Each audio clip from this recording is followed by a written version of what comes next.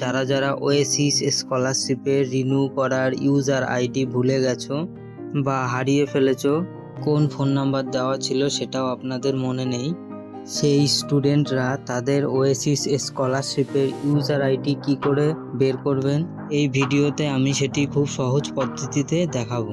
প্রথমে ওয়েসিস স্কলারশিপের ওয়েবসাইটটি খুলবে, তারপর স্টুডেন্ট রেজিস্ট্রেশন এই অপশানটি ওপেন করবেন।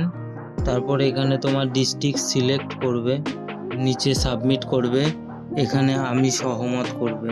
আপনার যেই কাস্ট সার্টিফিকেটটি আছে সেই কাস্ট সার্টিফিকেট নাম্বারটি এইখানে সঠিকভাবে দেখে বসিয়ে দেবে। আর নিচে এইখানে কাস্ট সার্টিফিকেটের ডেট অফ ইস্যু ডেট যেটা আছে সেটা বসিয়ে দেবেন।